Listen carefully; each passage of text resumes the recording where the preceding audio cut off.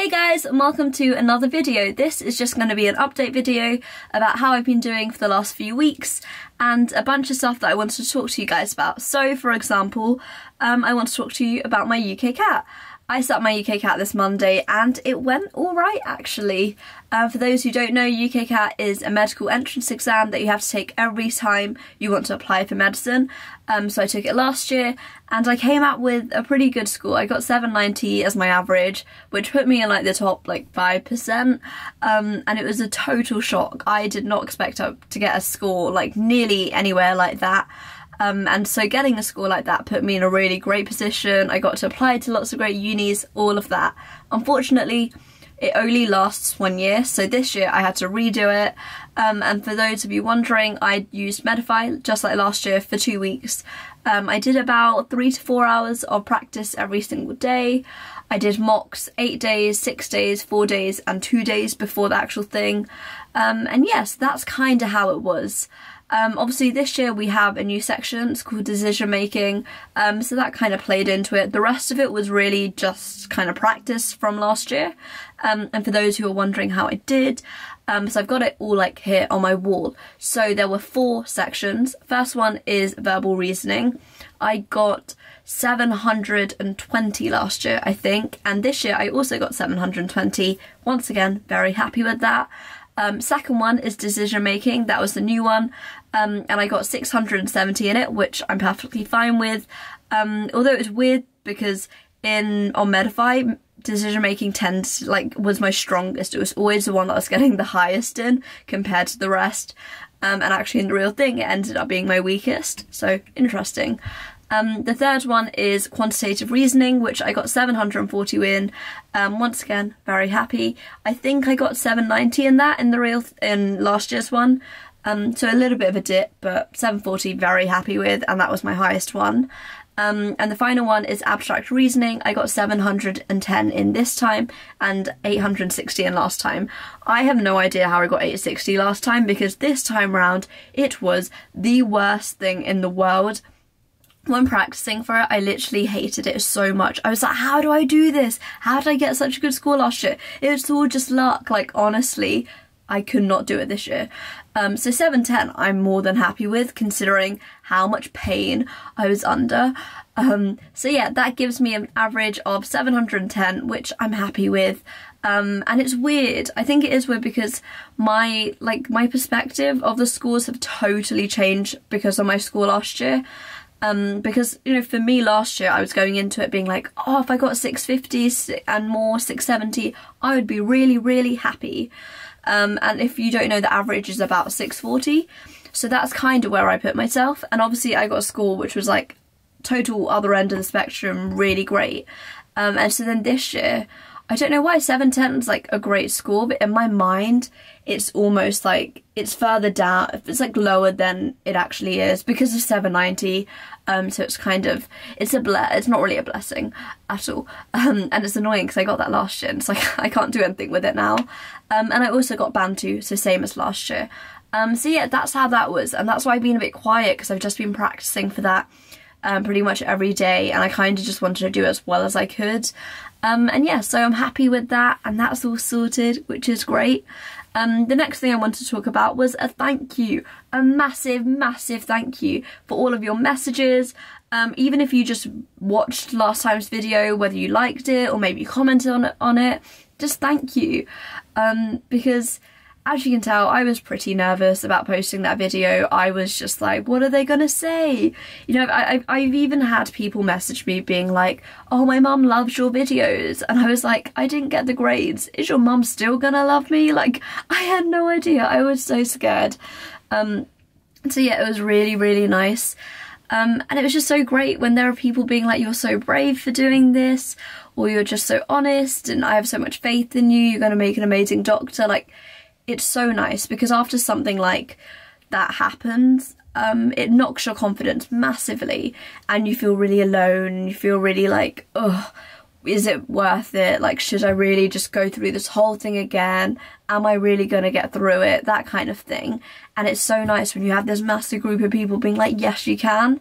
So that was really, really lovely. Thank you so much.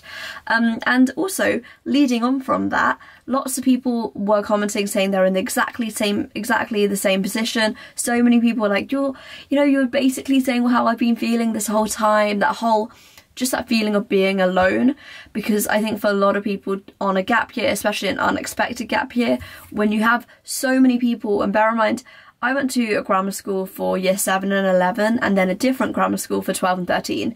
So I have 100 people on my Snapchat. Like every single night I see 100 people going out on freshers every single night. It hurts. And you do feel lonely. And so loads of people commented on last time's video saying, I'm in that same position, it would be really great to talk to someone. And so I made a group chat. I messaged all those people, and now we have about 20 of us in a group chat. We're all kind of med or dentists, or I think we might have any vets, I'm not too sure. And we're all in the same position. We missed out on our grades, or we didn't get offers last year, and now we're redoing it. And we're on this weird experience where it feels like everyone else is drifting away doing their own thing. But it's really nice having this group chat where you can just talk to loads of people in the same position. It's really great. So if any of you are like, I'm in that position, I want to be in this group chat, let me know. You can message me in the comments below, or you can tweet me or Instagram me @_Manisha P, and I'll probably just DM you and ask you for your number, and I can add you to the group. And yeah, definitely join. It's such a nice environment, and I don't know, personally I don't feel as lonely as I did before, and it's nice to know there are people in the same position as me and it's not just me. So yeah, that's something I wanted to say. I wanted to answer some questions. Lots of people were asking, why do you think you didn't get the grades? Which I think is a very, very valid question. Honest answer, I don't think I have the answer to it. I don't think there is one solid reason. I think it's a number of factors, some of which I probably can't identify right now. Lots of people have said, and this is friends and family, who've been like, oh, but didn't you have loads of distractions? And I kind of hate that word, because labelling something as a distraction automatically makes it seem negative. And I suppose in some ways I did have a lot of distractions. When I think about it, and I probably thought about this the other day, I did a lot last year, especially in the last year, year 13.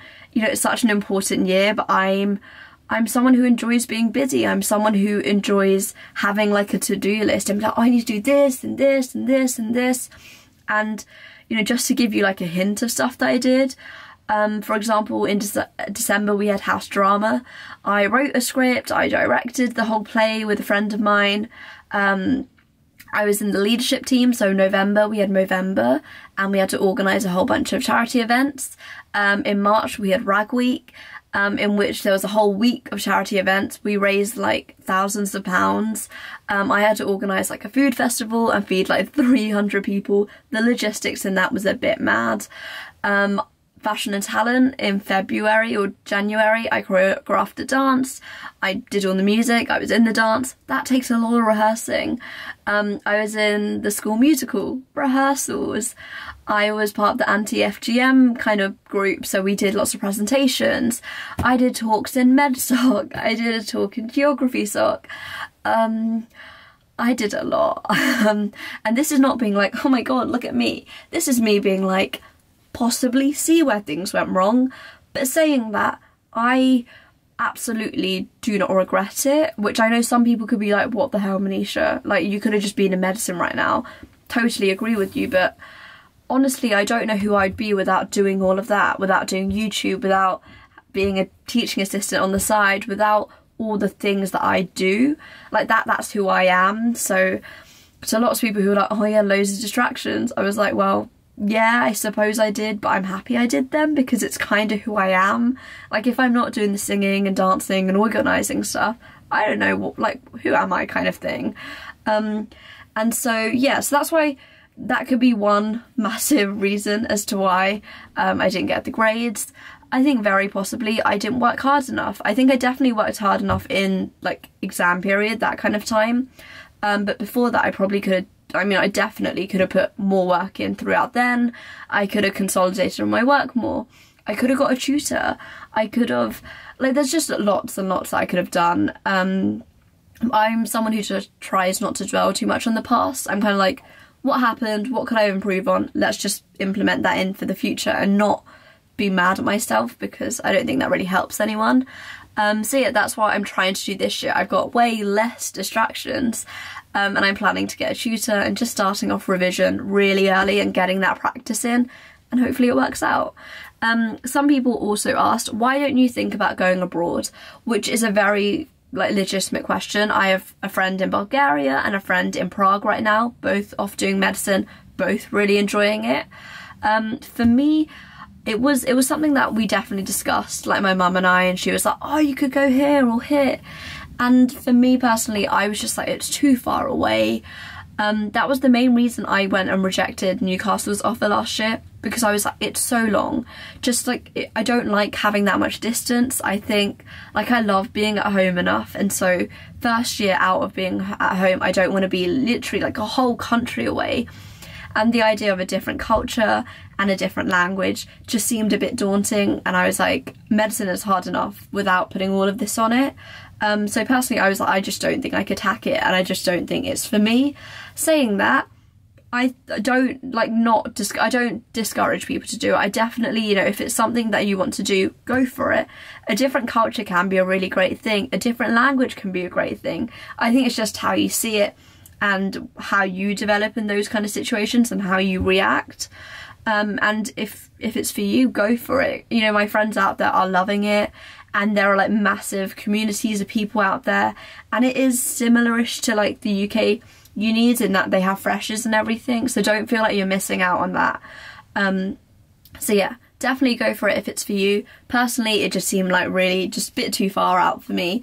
But yeah, so that's kind of why. Another question I got asked a lot is, why not graduate entry? Once again, I thought about it really hard. That was probably my alternative to a gap year. Take a 3-year course doing something else, go in for graduate entry. Reasons why I didn't do it in the end. Honestly, it's very long, which I know some people are going to go, well, if you really loved medicine, you wouldn't care. True. But imagine doing a course for 3 years that you don't love, you don't have the passion for it. And then you don't even have the guarantee of going into medicine. You have to be in like your top like 10% or whatever. And then like, it's just so competitive. Like, I think it's 1 to 40, whereas medicine is like 1 to 20 is like the maximum of how competitive it can be. It's so competitive, graduate. And also money wise, you're going in with like a £27,000 debt, and then you don't get the same amount of support from the student loans for your second degree. Like, it was just, I did my research and I was like, I don't think it's for me once again. I just thought, I think it's a bit soul crushing, and I would rather take a year out, do a gap year, resit it, try it again, and we'll go from there. And hopefully it works out. But like I said, if you're going for it, best of luck, and I hope it goes well. Yeah. And the final thing I just want to say is some video ideas that I had. As you can probably tell, I'm in a different place. I say different place. This is literally, my room is in there. This is the side room. This was just storage before, but I was like, oh, I'm going to jazz it all up. So I cleaned it up. I've got some fairy lights, got some cactuses, some books. It's all a little bit cute. So if any of you wanted to see a room tour or something, I don't know, if you're in your uni halls and you're like, oh, I need some inspiration, or maybe you're at home and you just want a bit of sparkle to your room, I don't know, let me know. I don't mind kind of like filming a room haul or like room tour or something, I don't know. I was thinking also like a video about gap year jobs, seeing as that's something that I'm going into, and I've thought a lot about jobs and applying for jobs and all of that. And also any ideas for what to do in a gap year, because once again, I'm doing that right now, and some of you guys might have some ideas. If you have any other ideas, comment it down below. If they are about applying to medicine, do say check out my videos from last year. They're probably pretty good compared to what I could do now. So yeah, that is pretty much everything. I hope you're doing good. And yeah, love you all so very much. Bye!